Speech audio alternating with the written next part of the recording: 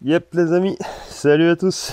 Toujours à San Agustín et toujours sous la pluie. Je visite d'autres sites autour de San Agustín. Altas de los Ídolos et Altas de las Piedras, si je me souviens bien. On va voir à peu près la même chose qu'hier. Des statues de pierre, petits dolmens, d'allées couvertes, des tombes à 3-4 mètres de profondeur parfois. On va voir tout ça, c'est super joli. Bon, aujourd'hui je suis venu à moto.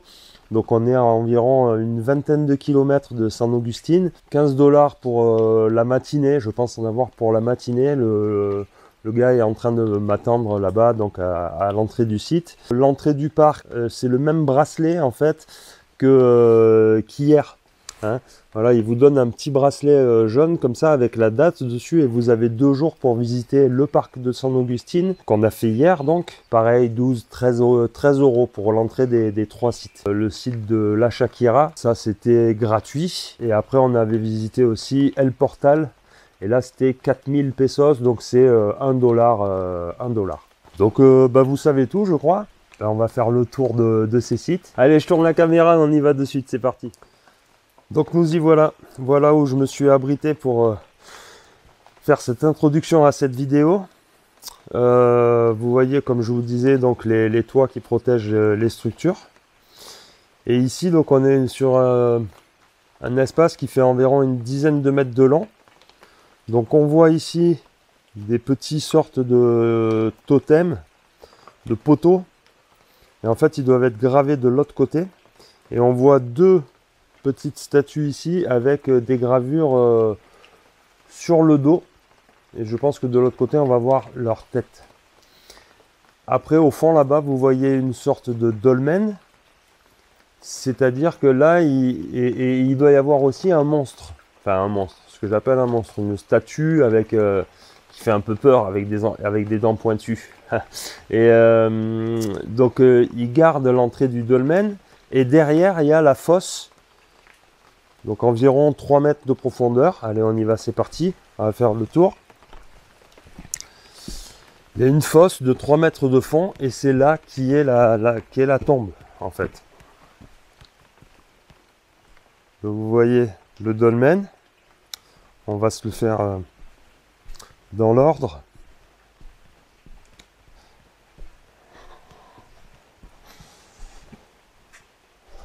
Voilà. Donc comme je vous disais, il y a ce dolmen avec ce monstre avec des dents pointues. Alors hier on a vu il y en avait qui étaient colorés. Donc on remarquait peut-être mieux certains détails. Et ici là ils sont tous bruts. On voit aussi on remarque bien hein, les bras, les pieds. On voit même un pénis. Hein. Voilà, des yeux ronds, 5 doigts, tout va bien. Je dis à chaque fois 5 doigts parce qu'à chaque fois je pense au tridactyle. Donc voilà, on a une dalle de couverture de ce premier dolmen qui fait environ 1,80 m, 2 mètres de long et puis de large à 1,50 m. Et en fait, ça marque hop l'entrée. Vous voyez, on passe ce dolmen et en fait, hop, on plonge ici, environ 2 mètres en dessous. Et il y a ce qu'on pourra appeler une chambre funéraire. et avec des dalles de couverture. Alors ici, ces dalles de couverture sont un peu originales, c'est des longues pierres. Elles sont très longues et pas très larges. Hier, ce qu'on a vu, je pense pas qu'on en ait vu des comme ça hier à la visite, je me souviens pas. Elles étaient un peu plus larges, les pierres. Et on voit aussi également dans le fond de la tombe qu'il y a aussi des pierres. Hein, des pierres longues comme ça où devait être déposé le corps. Et après, on a vu ces deux statues de dos tout à l'heure. Et là, on les voit de face. Avec les piliers totems aussi là. Mais alors, je pensais qu'il y avait des figures dessus. Non, non. Donc, il n'y a pas de figures. Ils sont bruts. On en voit 3 ici autour des deux statues. On en voit 2 ici dans la fosse. Il y en a aussi dans ces coins-là. Et un dans l'autre coin. Et à l'entrée du dolmen, on voit également 2 piliers comme ça déposés dans les coins. Ce que j'ai lu aussi en entrant, c'est que ici, donc pour vous donner des dates un petit peu, c'était un site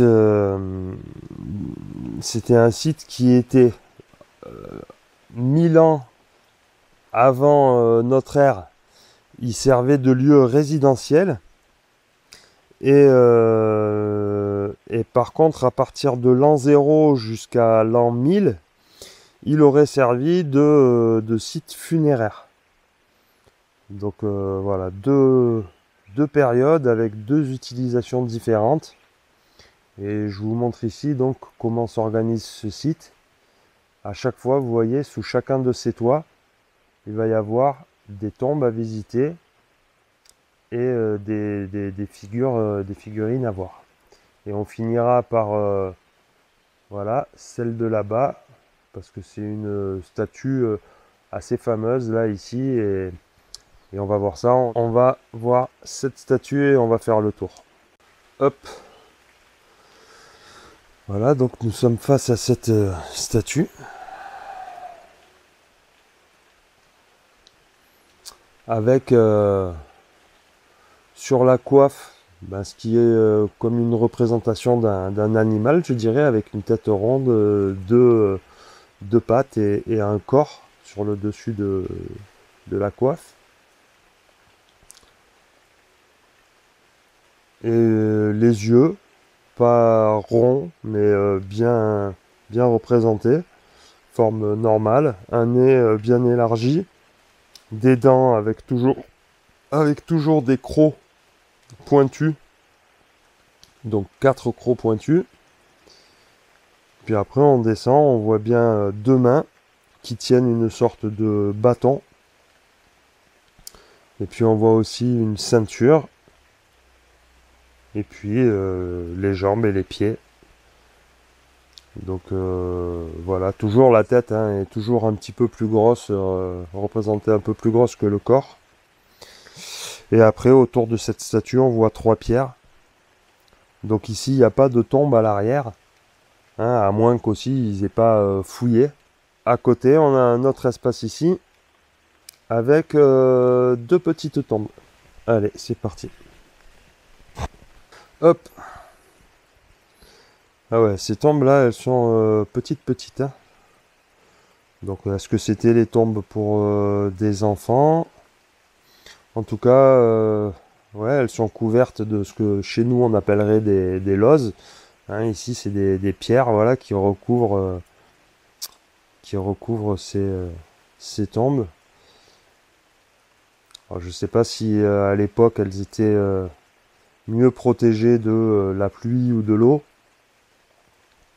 Si c'était plus étanche, vous voyez ce que je veux dire? On va aller faire ce petit préau là. Et là, je vois comme une sorte de dolmen.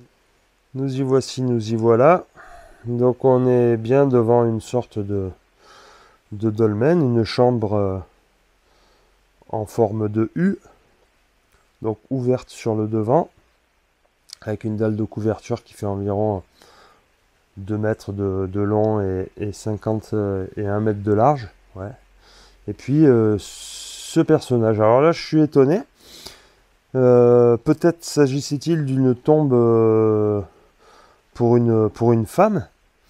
Parce que d'habitude, toutes les idoles qu'on a vues à l'entrée sont des représentations plutôt masculines avec des dents, comme je vous disais, qui font peur, avec des pointes et tout ça.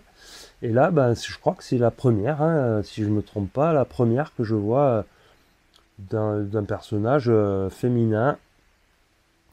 On voit même son collier. Voilà, 2 mains. Souvent les mains sont positionnées comme ça, hein. Là, elle n'a pas l'air de tenir quoi que ce soit dans ses mains. Et puis après, elle a ben, soit ce qu'on peut appeler une ceinture, soit une robe, hein, puisque c'est une femme. Voilà, donc c'est assez particulier, je dirais, ici. Je me renseignerai un peu plus, savoir ce qu'ils en disent. Et sinon, après, ce que je peux voir aussi, c'est que sur cette pierre ici, il y a une représentation d'un T. Vous voyez? Un T. Je sais pas. J'ai pas vu beaucoup de pierres de dolmen gravées. Donc pareil, j'ai l'impression que c'est une des premières que je vois. D'habitude, elles sont brutes. Et là, il y a ce T. Je sais pas s'il est originel ou... voilà. Donc là, bah pareil. Hop. Il y a une dalle posée. On passe derrière le dolmen de l'entrée. Et on voit la fosse. Donc celle-ci, elle est un peu moins profonde que les autres, 1,50 m de profond. Tout à l'heure, on a vu que les dalles de couverture, elles n'étaient pas très larges. Celles-ci, elles sont un peu plus larges. Et la dalle du fond, bah, c'est carrément une dalle entière qui est déposée sur le fond.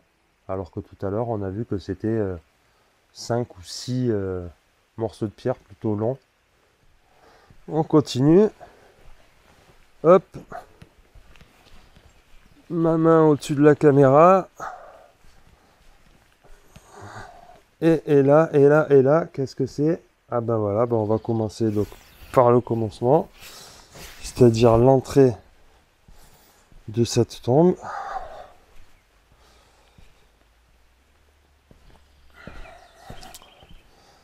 Avec ici, bah lui c'est pareil, il a pas de... Lui c'est plutôt une représentation, je sais pas, hein, je dirais masculine, mais c'est peut-être une représentation féminine, je vais voir. Pas de dents aiguisées non plus sur sa face. On voit une sorte de chapeau ou de couronne. Un collier, encore 2 mains, vous voyez, dans la même position. Une ceinture, 2 pieds. Voilà, des pierres autour. Alors là, il n'y a pas de pierre de couverture. Bon, soit ils n'ont pas retrouvé les pierres, soit, mais à mon avis, hein, ça devait être comme les autres, avec une dalle de couverture. Alors, qu'est-ce que je peux lire ici sur le panneau explicatif? Pareil, c'est... Ah, mais non, bah voilà, ils disent hein, encore une figure féminine, hein. Donc, c'est bien ce que je pensais, vu qu'il n'y a pas les dents aiguisées, c'est une figure féminine. Et sinon, ils parlent d'un tumulus très similaire aux autres. Et là, par contre, la tombe est beaucoup plus profonde. Vous voyez, elle est à 3-4 mètres, 4 mètres de fond, hein. C'est la plus profonde là qu'on... Même peut-être hier, j'en ai vu 2-3 aussi bien profondes, mais celle-là, ouais, elle est bien à 3-4 mètres de fond, 4 mètres, hein. Facile, hein. 5 mètres. Donc ici, on est à l'entrée d'une autre structure, encore une tombe, hein. Donc un personnage, je sais pas dire si féminin ou masculin,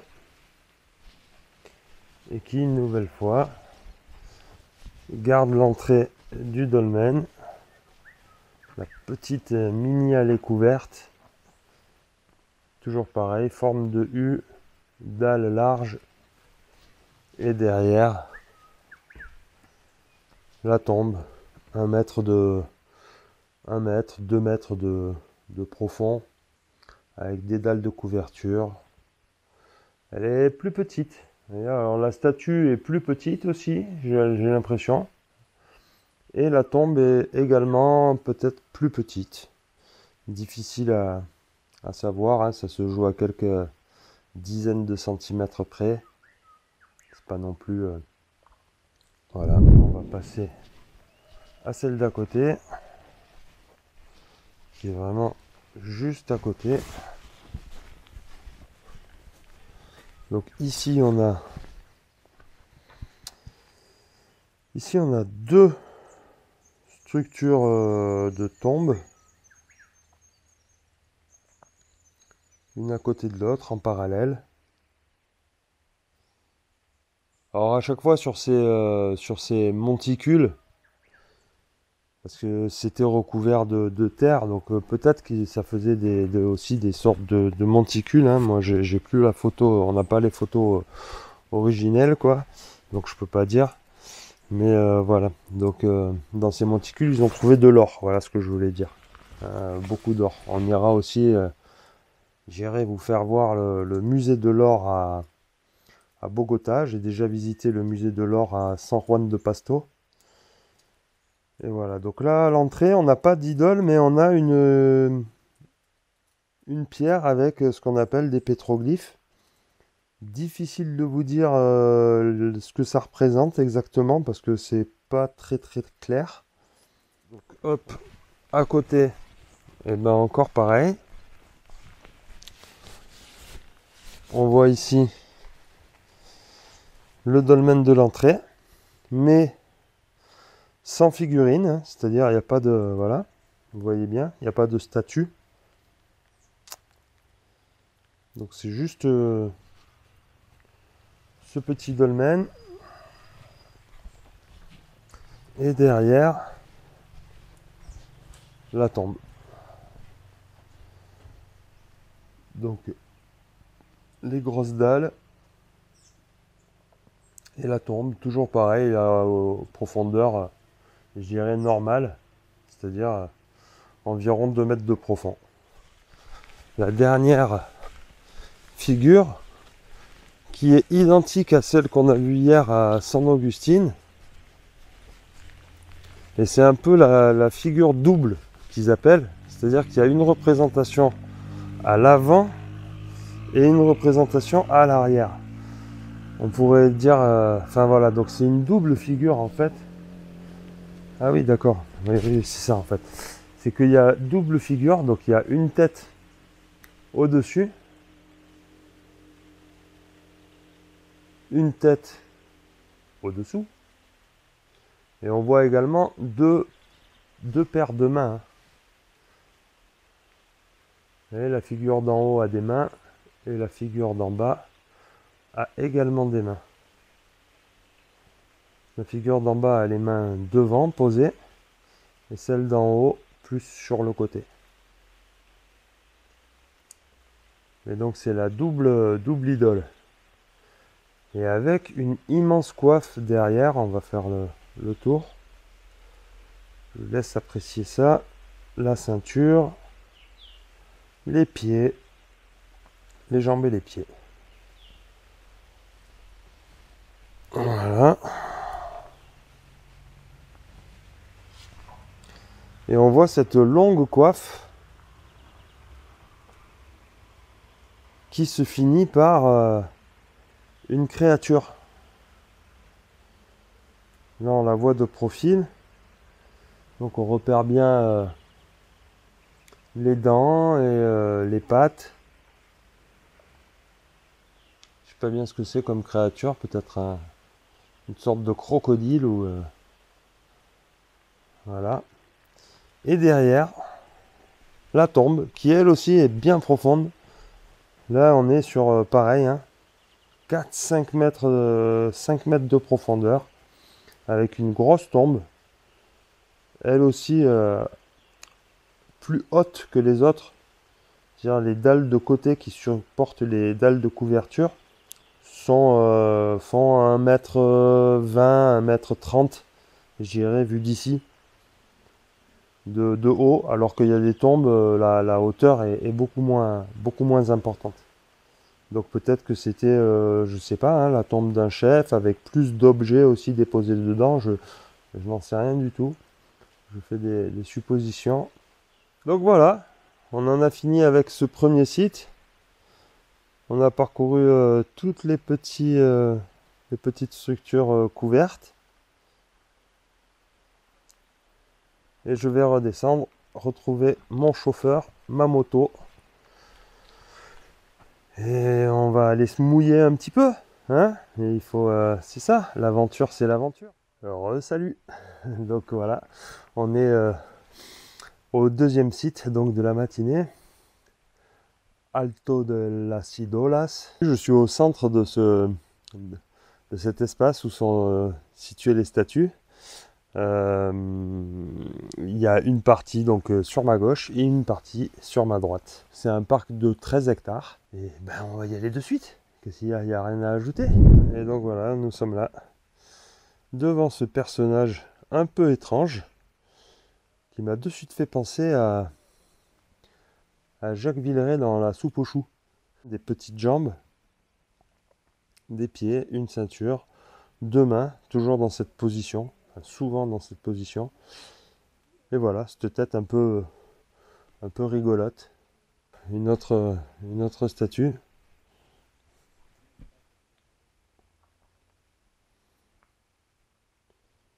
Hein, vous voyez, toujours les mains regroupées comme ça sur le nombril. Il y a une autre pierre derrière. On va aller voir. Ah ben non, il n'y a rien. Donc celle-là, elle est pas. Voilà, elle est très abîmée, très érodée. Il n'y a pas vraiment de représentation. Enfin, je vois pas grand-chose. Et là, on va commencer quand même par cette grande statue. Ce gros monolithe de pierre. Hier, on en a vu un aussi au parc San Augustine. De grand comme ça. Donc celle-là, elle fait 4-5 mètres de haut, facile. Hein, 5 mètres de haut. Toujours les mêmes représentations. Vous voyez les mains dans la même position. On voit dans la bouche les dents pointues. Puis une grosse ceinture, 2 pieds, 2 jambes de pied, 5 doigts. Toujours pareil. Donc ouais, belle grosse première statue. Et c'est parti.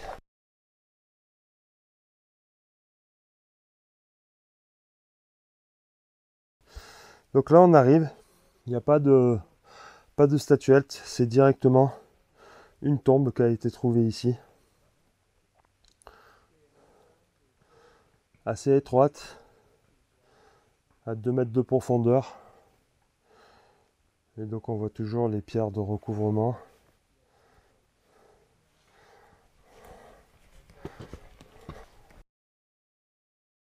Ici, un sarcophage de pierre. Intéressant. On en a vu un hier à San Augustine sur le parc. Intéressant. Ah, alors là, on arrive devant ce qu'on a plus l'habitude de voir, c'est-à-dire une figurine sous un petit dolmen avec des dents pointues, des yeux ronds. Il tient deux choses, je ne sais pas ce que c'est. Ce sont des poissons ou des épis de maïs. Et alors derrière, ça c'est pareil, on n'a pas l'habitude de voir, c'est-à-dire qu'il n'y a pas de fosse. D'habitude les fosses sont enterrées, hein, on a vu 2-3 mètres sous terre, plus profond que l'idole d'entrée. Mais là non, elle est au même niveau. Et un sarcophage de pierre, donc un autre. Toujours pareil, environ 1,80 m, 2 mètres de long. Voilà le dolmen, dalle de couverture. Ouais, pas plus à ajouter. Ah ouais, alors là-bas en plus, il y a sur le sarcophage, il y a une qui recouvre le sarcophage. Alors ici, pas d'idole à l'entrée, pas de figurine à l'entrée. On voit des sortes de totems gravés sans inscription dessus. Ici, une dalle qui pourrait me faire penser à la même dalle de couverture qui recouvre le sarcophage là. Là, on voit cette pierre très longue, 2,50 m, 3 mètres, sur 1 mètre de large. C'est une grosse dalle. Hein. Après, ici, on voit ce qui pourrait être pareil, une petite structure pour renfermer un petit truc funéraire, quoi, mais un peu démonté. Et puis là, une structure, cette fois-ci plus enfoncée, donc comme on avait vu tout à l'heure, avec un emplacement pour une tombe, enfoncée à 2 mètres, 2 mètres sous terre. Et hop, une petite vue d'ensemble. Le dolmen avec le sarcophage, la dalle de couverture, le petit dolmen et la tombe enterrée. On va passer ici. Donc là, encore, j'aperçois un sarcophage. Une cuve, hein, ça peut être aussi, j'en sais rien, hein, j'appelle ça sarcophage parce qu'en plus on a vu le couvercle tout à l'heure qui est sur la pierre. Ça peut être aussi des cuves initiatiques. Hein, on avait eu ça, les bassins un peu... mais bon, ça ressemble plus quand même à une sorte de sarcophage pour accueillir le corps d'un défunt, mais sait-on jamais. Hein. Voilà. Donc un dolmen. Ici une autre structure couverte. Là il y en a 3, les unes à côté des autres. Et pas de figurine à l'entrée.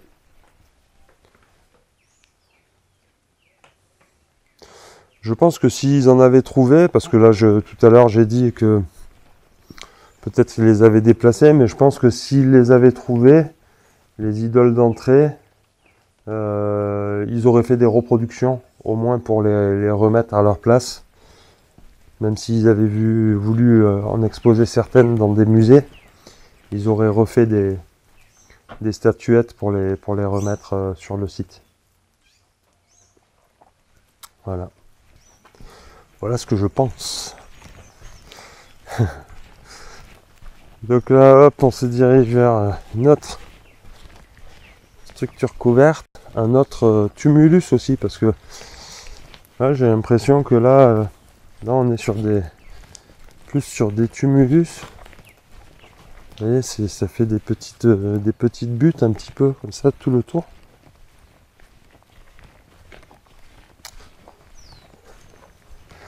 Oh, et là on arrive devant une grosse figure d'entrée.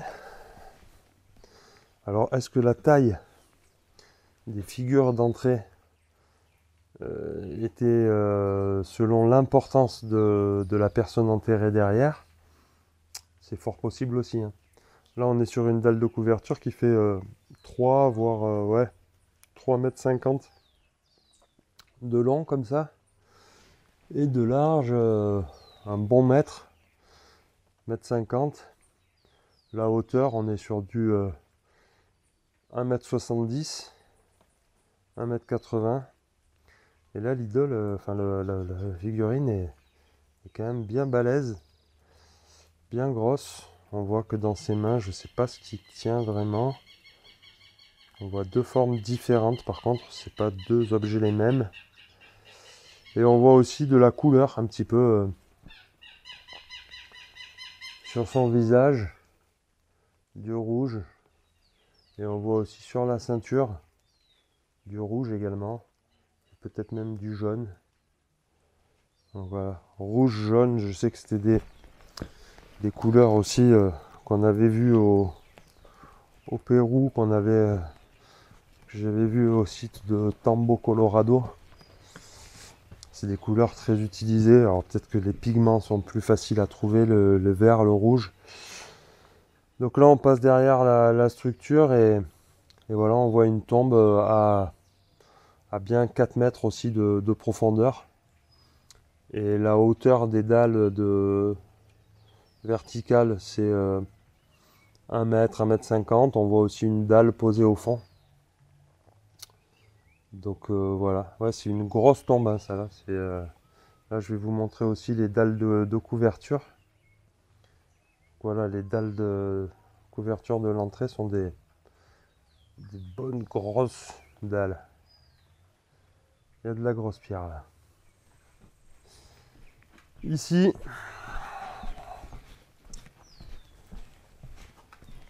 hop,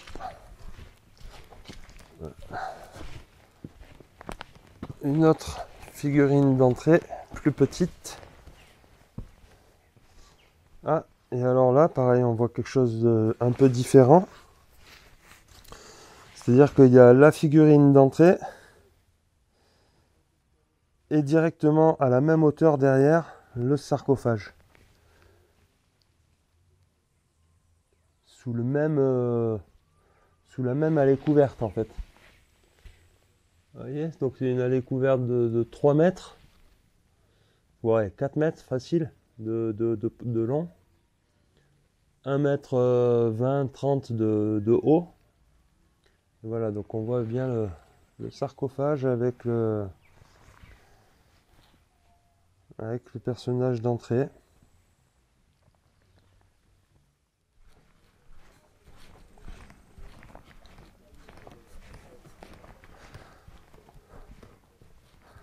Ah, là aussi, une petite variante. C'est la figurine d'entrée. Pour moi, elle est différente de celle qu'on a vue avant. Bon, les mains dans la même position, toujours 2 objets dans les mains, mais c'est le... Alors on s'est dit hier, on a vu une figurine un petit peu pareille. Est-ce que c'est un masque? Ou est-ce que c'est carrément qu'il a la bouche un petit peu d'un lion? Vous voyez? La bouche d'un lion et des yeux, je sais pas. Ou est-ce que c'est un masque? Voilà. Là on est pareil, sur le même niveau. Il y a un sarcophage derrière, mais qui est au même niveau que la figurine d'entrée. L'allée couverte est un peu plus... J'appelle ça allée couverte, hein. S'il vous plaît, dans les commentaires. Ah oui, alors là... Ah oui, donc là, on est sur autre chose. Donc vous voyez, bon, c'est au même niveau. On a les dalles de couverture, la petite allée d'entrée, et après, ça s'élargit. Il y a le sarcophage. Mais... Boum! Il y a un couvercle sur ce sarcophage. Et avec une autre figure dessus. Waouh! Une belle pierre, hein. On voit qu'elle a été cassée. Certainement pour voir ce qu'il y avait dedans. Alors, est-ce qu'ils ont retrouvé des corps ou des choses comme ça? J'ai pas lu ça sur les tablettes, hein. J'ai pas vraiment lu, mais j'imagine, hein, parce que bon, ils auraient pas fait ça pour mettre des sarcophages vides.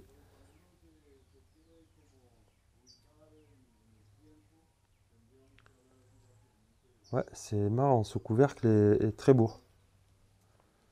Et les 2 mains ne sont plus sur le nombril, mais plutôt sur la poitrine, vous voyez. Voilà ce que je peux dire. Mais ouais, le couvercle est très bien travaillé, quoi. Fallait y aller quand même, hein, pour avoir la technique de creuser ces pierres, les décorer, les sculpter. Bon, toujours pareil, avec quels outils? Quelle est la vraie technique utilisée? Je sais pas trop.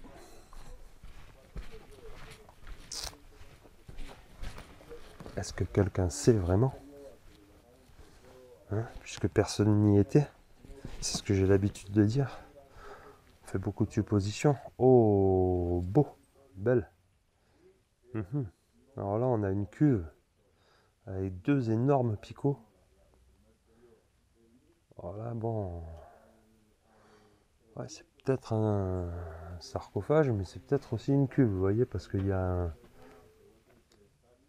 petit trou pour le trop-plein. Et elle est beaucoup plus grosse que les sarcophages qu'on a vu avant. Attendez, je vais faire le tour. Oup, oup, oup, oup. Oups, ça glisse. Oh waouh, non, cette structure est vraiment intéressante. Il y a 2 picots derrière aussi. Donc ça, bon, quand je vois des picots comme ça, oui, ça peut me faire dire que ça pouvait aider sur le transport, hein. C'est pas les mêmes picots quand même qu'on a l'habitude de voir à Cusco sur les pierres ou sur les pyramides d'Égypte aussi. C'est pas du tout pareil, hein. Là, il y en a 2 de chaque côté et effectivement, ça aurait pu aider pour le transport, ouais. C'est possible. Ils sont bien longs, ils sont même plus étroits, vous voyez, sur une certaine partie. Donc là où on aurait pu passer des cordes ou mettre des bois ou des trucs comme ça, je sais pas. Mais voilà. Donc là, on est sur quelque chose de particulier quand même, ouais.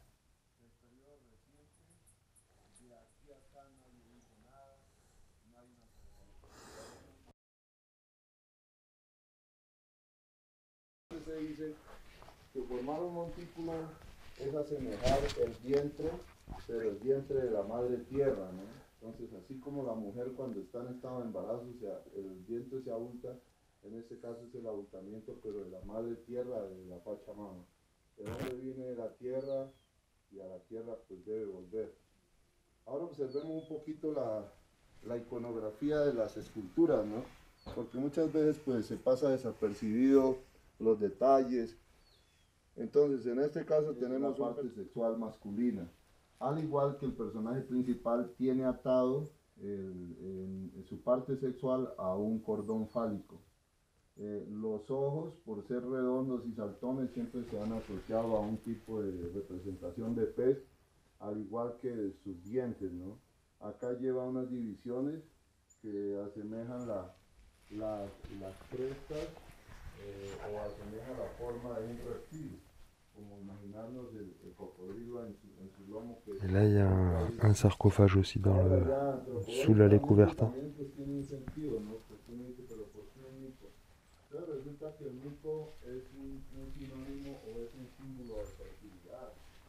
El mico, pues al ser símbolo de fertilidad, viene a ser incorporado en ese sistema de creencias que estuvieron. ¿Y por qué el mico? Pues además de la agilidad que tiene, Avec un couvercle aussi. que desempeña en ciertas horas del día durante el bosque a la hora de salir del sol, o sea, todo tiene un sentido. Y lo que alguien mencionó. Là, on en a fini avec la partie à droite de l'entrée. On va redescendre tranquillement parce que ça glisse. On va redescendre donc vers, ben voilà, c'est la pierre qu'on a vue tout à l'heure, l'immense pierre. Vers la partie également centrale où on est arrivé.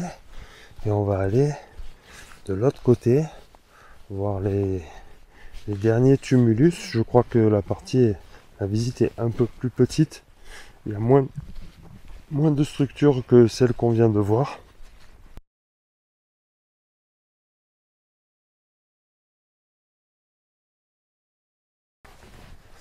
Et que va-t-on trouver, aux surprises, dans ce petit tumulus? Eh bien, une nouvelle sorte d'allée couverte. Voilà, sans idole, ici, des pierres. Alors on voit une pierre aussi un peu particulière. Je ne sais pas si elle a été taillée comme ça exprès ou si c'est une formation géologique spéciale. Voilà, on voit des petites rainures. Je ne sais pas si vous apercevez bien. Des petits crans, des petits escaliers. C'est la seule comme ça, hein. Il n'y en a pas d'autres. Ici, donc ça monte. Poum poum poum. Hop. Alors voilà. Là on voit la tombe, donc je sais pas si je suis arrivé par l'arrière. On va voir si de l'autre côté il y a l'idole. Oui, j'ai l'impression. Donc là on a une tombe, pareil, assez grande, hein, assez haute aussi. Enfin, assez basse, mais haute. Vous me comprenez? Les pierres font 1,20 m, pierre verticale. Les dalles de couverture, on voit la dalle du fond également. Donc elle est au sommet de ce tumulus et de l'autre côté,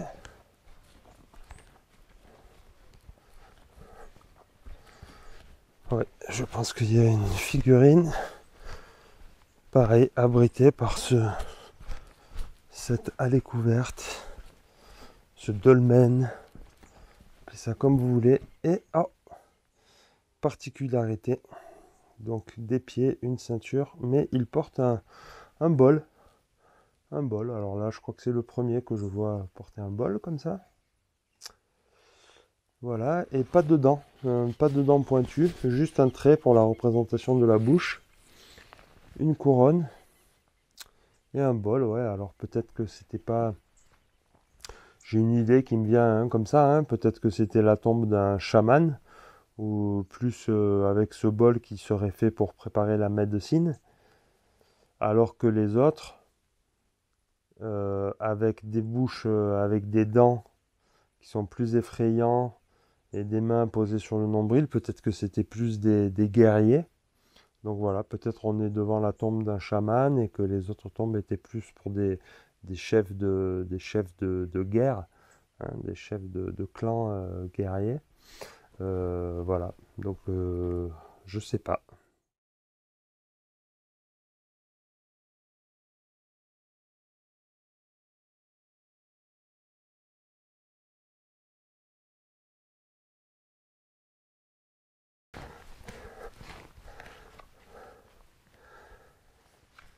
Hop. Donc là nous sommes sur la Meseta B. Et on voit un peu comment ils ont trouvé les choses. Les archéologues. On va aller voir directement sur place ce qu'ils ont laissé exposer.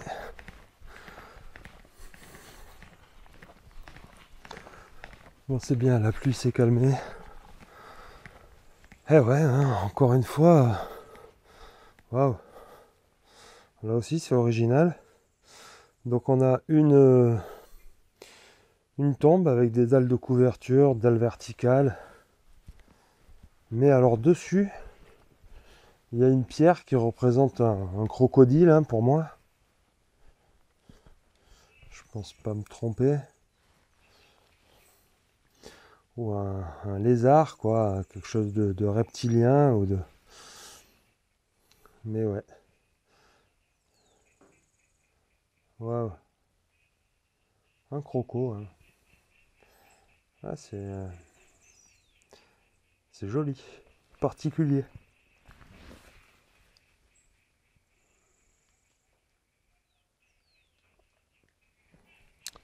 Et derrière là-bas, dernière structure, donc il n'y avait que deux structures. Au fond à gauche. Et là, qu'est-ce qu'il y a? Ah ben on retrouve encore un crocodile. Vous voyez? Un peu moins gros que celui précédent. Et une tombe.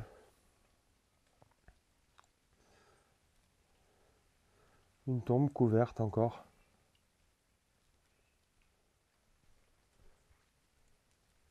Et ce croco.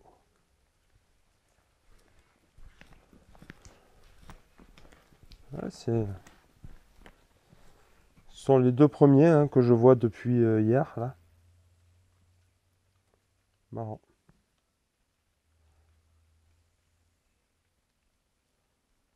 Bon, ben voilà.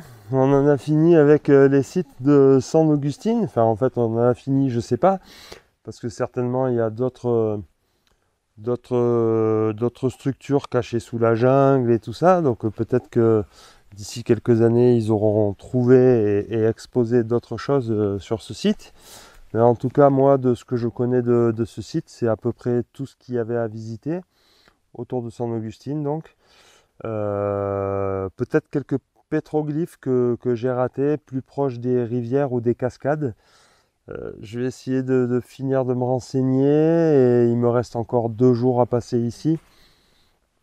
Ouais, j'ai prévu d'aller me reposer tranquillement dans un hôtel un peu mieux là pour passer voilà 2 jours tranquilles, me ressourcer parce que dans 15 jours je reviens en France. Donc voilà, le voyage c'est toujours agréable, hein, c'est toujours des bons moments, mais c'est aussi fatigant d'aller de site en site, de se déplacer comme ça. J'ai pas aussi non plus, voilà. Donc j'ai fait des hôtels corrects, mais voilà, c'était aussi des hôtels peu chers, hein, comme on appelle, et avec du bruit, avec toujours, voilà, c'est assez bruyant quand même, hein, ces pays, la circulation, le bruit autour des chambres, enfin bref, vous me comprenez. Donc quand même envie de me reposer un petit peu avant de remonter vers Bogota et d'aller voir d'autres sites. Donc il y a Terra Dentro, il y a El Infernito, si je me souviens bien. Et voilà, encore on va voir de superbes sites hein, avec des tombes complètement décorées. Ça c'est Tierra Dentro, ça va être superbe à mon avis. Des tombes en fosse, donc à 7-10 mètres de profondeur et complètement peintes. Ça va être magnifique, je pense, j'ai hâte d'y être. Après, il y a un autre site, El Infernito, à côté de Bogota, avec plein de monolithes aussi. Donc, ce ne sont pas des statues, ce sont des monolithes. Pareil, je ne connais pas, donc on verra ça ensemble. Et